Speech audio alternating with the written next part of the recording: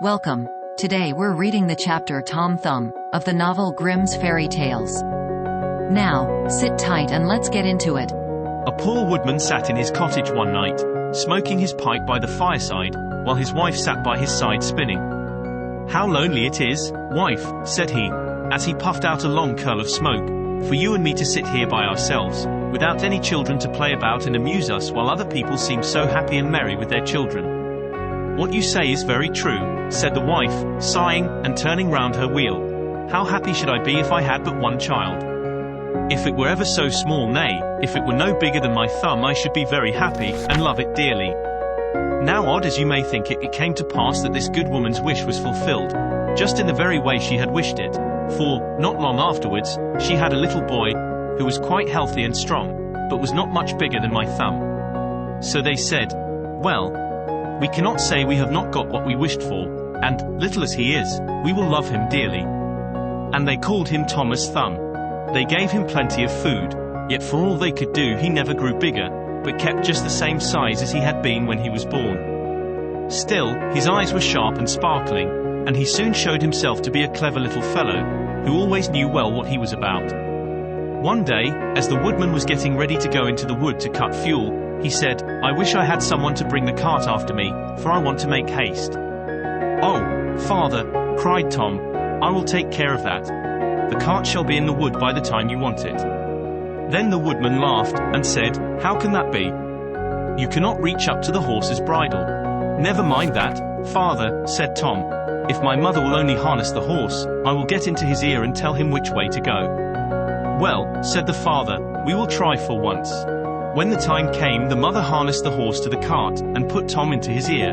And as he sat there, the little man told the beast how to go, crying out, "Go on," and "Stop," as he wanted. And thus the horse went on just as well as if the woodman had driven it himself into the wood.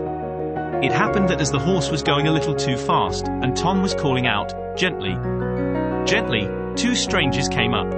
"What an odd thing that is," said one. "There is a cart going along, and I hear a carter talking to the horse, but yet I can see no one." "That is queer, indeed," said the other. "Let us follow the cart, and see where it goes." So they went on into the wood, till at last they came to the place where the woodman was. Then Tom Thumb, seeing his father, cried out, "See, father, here I am with the cart, all right and safe. Now take me down." So his father took hold of the horse with one hand, and with the other took his son out of the horse's ear, and put him down upon a straw, where he sat as merry as you please. The two strangers were all this time looking on, and did not know what to say for wonder. At last one took the other aside, and said, "That little urchin will make our fortune, if we can get him, and carry him about from town to town as a show. We must buy him." So they went up to the woodman, and asked him what he would take for the little man.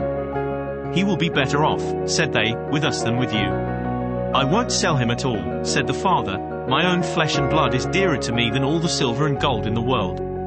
But Tom, hearing of the bargain they wanted to make, crept up his father's coat to his shoulder and whispered in his ear, "Take the money, father, and let them have me. I'll soon come back to you." So the woodman at last said he would sell Tom to the strangers for a large piece of gold, and they paid the price. "Where would you like to sit?" said one of them. "Oh, put me on the rim of your hat. That will be a nice gallery for me. I can walk about there and see the country as we go along." So they did as he wished, and when Tom had taken leave of his father, they took him away with them. They journeyed on till it began to be dusky, and then the little man said, "Let me get down, I'm tired." So the man took off his hat, and put him down on a clod of earth, in a ploughed field by the side of the road. But Tom ran about amongst the furrows, and at last slipped into an old mouse hole. "Good night, my masters," said he, "I'm off. Mind and look sharp after me the next time." Then they ran at once to the place, and poked the ends of their sticks into the mouse hole, but all in vain. Tom only crawled farther and farther in, and at last it became quite dark, so that they were forced to go their way without their prize, as sulky as could be. When Tom found they were gone, he came out of his hiding place. "What dangerous walking it is," said he, "in this ploughed field. If I were to fall from one of these great clods, I should undoubtedly break my neck." At last, by good luck, he found a large empty snail shell. "This is lucky," said he, "I can sleep here very well," and in he crept. Just as he was falling asleep, he heard two men passing by, chatting together, and one said to the other, "How can we rob that rich parson's house of his silver and gold?" "I'll tell you," cried Tom. "What noise was that?" said the thief, frightened. "I'm sure I heard someone speak." They stood still listening, and Tom said, "Take me with you, and I'll soon show you how to get the parson's money." "But where are you?" said they. "Look about on the ground," answered he, "and listen where the sound comes from." At last the thieves found him out, and lifted him up in their hands. "You little urchin," they said, "what can you do for us?" "Why, I can get between the iron window bars of the parson's house, and throw you out whatever you want." "That's a good thought," said the thieves. "Come along, we shall see what you can do." When they came to the parson's house, Tom slipped through the window bars into the room, and then called out as loud as he could bawl, "Will you have all that is here?" At this the thieves were frightened, and said, "Softly, softly. Speak low, that you may not awaken anybody." But Tom seemed as if he did not understand them, and bawled out again, "How much will you have? Shall I throw it all out?" Now the cook lay in the next room, and hearing a noise she raised herself up in her bed and listened. Meantime the thieves were frightened, and ran off a little way, but at last they plucked up their hearts, and said, "The little urchin is only trying to make fools of us." So they came back and whispered softly to him, saying, "Now let us have no more of your roguish jokes, but throw us out some of the money." Then Tom called out as loud as he could, "Very well. Hold your hands. Here it comes." The cook heard this quite plain, so she sprang out of bed, and ran to open the door. The thieves ran off as if a wolf was at their tails, and the maid, having groped about and found nothing, went away for a light. By the time she came back, Tom had slipped off into the barn, and when she had looked about and searched every hole and corner, and found nobody, she went to bed, thinking she must have been dreaming with her eyes open. The little man crawled about in the hayloft, and at last found a snug place to finish his night's rest in. So he laid himself down, meaning to sleep till daylight, and then find his way home to his father and mother. But alas, how woefully he was undone! What crosses and sorrows happen to us all in this world! The cook got up early, before daybreak, to feed the cows, and going straight to the hay loft, carried away a large bundle of hay, with the little man in the middle of it, fast asleep. He still, however, slept on, and did not awake till he found himself in the mouth of the cow, for the cook had put the hay into the cow's rick, and the cow had taken Tom up in a mouthful of it. "Good lack a day," said he, "how came I to tumble into the mill?" But he soon found out where he really was, and was forced to have all his wits about him, that he might not get between the cow's teeth, and so be crushed to death. At last down he went into her stomach. "It is rather dark," said he.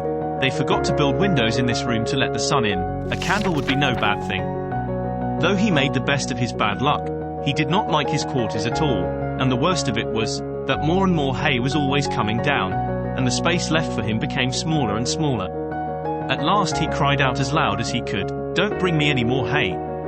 Don't bring me any more hay!" The maid happened to be just then milking the cow, and hearing someone speak, but seeing nobody, and yet being quite sure it was the same voice that she had heard in the night, she was so frightened that she fell off her stool, and overset the milk pail. As soon as she could pick herself up out of the dirt, she ran off as fast as she could to her master the parson, and said, "Sir, sir, the cow is talking." But the parson said, "Woman, thou art surely mad." However, he went with her into the cowhouse, to try and see what was the matter. Scarcely had they set foot on the threshold, when Tom called out, "Don't bring me any more hay." Then the parson himself was frightened, and thinking the cow was surely bewitched, told his man to kill her on the spot. So the cow was killed, and cut up, and the stomach, in which Tom lay, was thrown out upon a dunghill. Tom soon set himself to work to get out, which was not a very easy task, but at last, just as he had made room to get his head out, fresh ill luck befell him. A hungry wolf sprang out, and swallowed up the whole stomach, with Tom in it, at one gulp, and ran away.